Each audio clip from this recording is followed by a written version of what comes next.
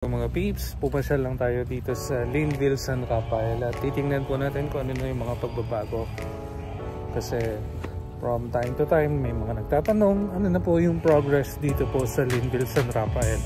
So eto na guys, ito na po yung itsura nung nasa baba, hindi na po tayo muna nag-draw.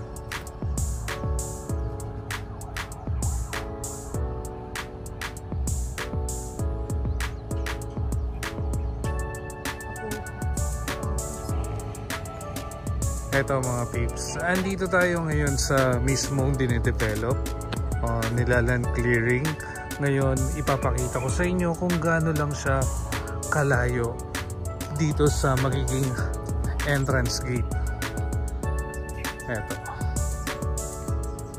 medyo putik lang ha mga peeps, kaya medyo ingat.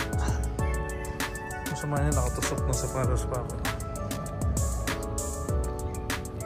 Ito yung nakikita nyo yung White House.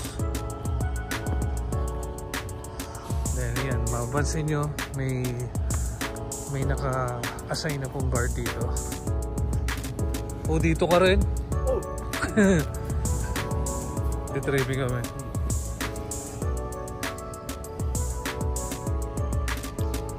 So yan, yung karaniwan nakikita nyo dito kapag pumasok kayo from Colettes, yan. Ito pa rin po yung punong mangga. Then ito na po yung highway. Yan o, kita nyo na po yung El Mare. So yan, malapit lang.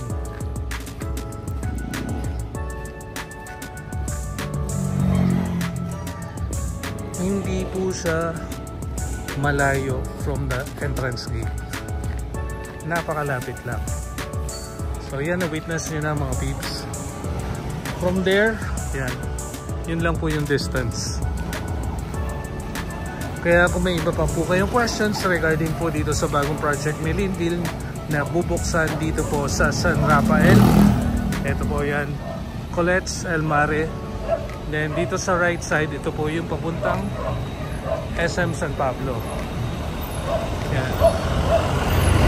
And dito sa left, ito naman yung papuntang San Nicolas, Alaminos, and Santo Tomas.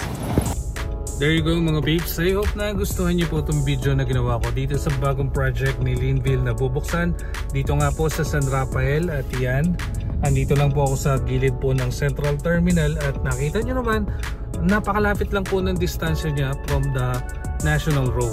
And big shoutout na rin po sa Arellano family. Yan yun dun sa nag-comment po dun sa last video po natin. Shoutout po sa inyo, Arellano family.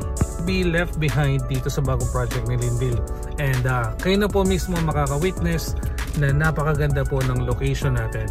Siyempre, paki-like and follow na rin po ng aming Facebook page. Ganun din po, paki-subscribe din po ng aking YouTube channel. Pag po kayo mga questions, ito po yung number ko. Yan po, nasa screen lang po. Mag-message lang po kayo sa akin.